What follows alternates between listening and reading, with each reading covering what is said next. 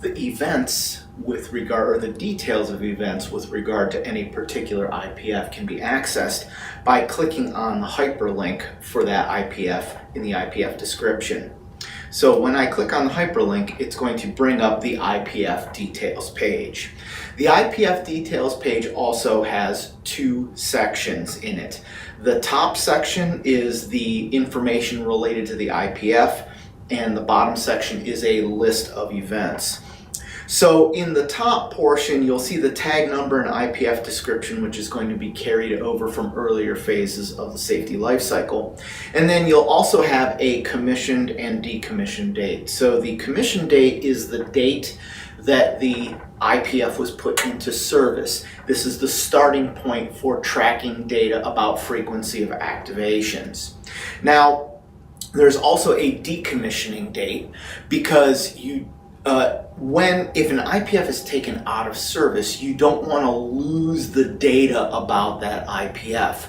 So instead of deleting it, you will decommission it, and that way you're going to be able to retain the data about activations and activation rates. But when you do decommission it, the reporting mechanisms and the light indication mechanisms are going to be turned off because it's no longer active.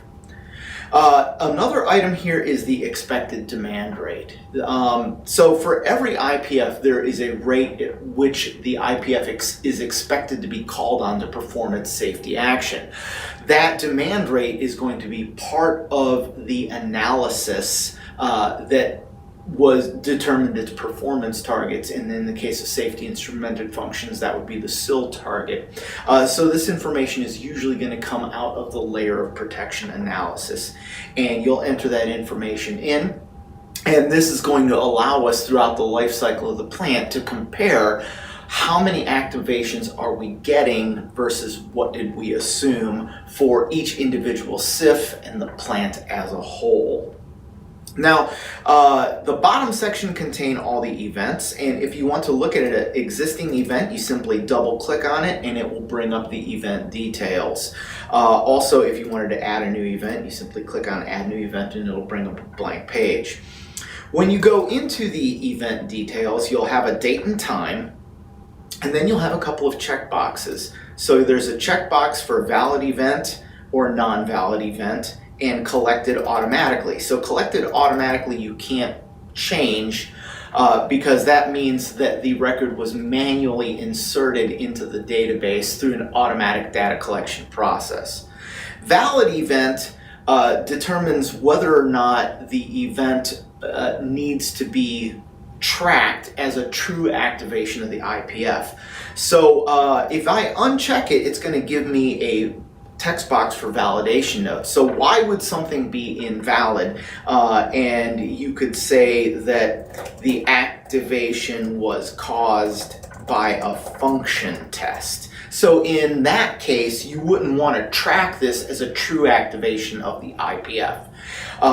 This type of information is especially important when you get automatic collection of these activation events, and you're going to need to manually determine whether or not they are truly a valid event.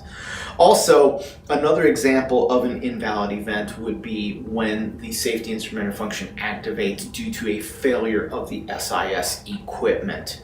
So that's not a true activation, a true demand on the safety instrumented system. So let me delete that and say that it is an activation event. The next thing down is going to be the tier of the event in terms of API tiers. So you could put the 4 API tiers. You can put unknown. If you're not following API 4, you could either say not rated or not applicable as the severity type. Generally, for activations of safety instrumented functions, we're going to be looking at tier 3 in terms of API 754. And then you have some notes about what actually happened to cause the demand. So that information is going to be valuable for tracking the actual performance of your safety instrumented system in terms of how often demands are being placed on the individual IPFs, which is a leading indicator that needs to go up to management that could trigger other analyses, including the need to improve the performance of the IPF or change its performance targets so that it's more robust, or maybe even look at some inherently safer redesign options for the plant.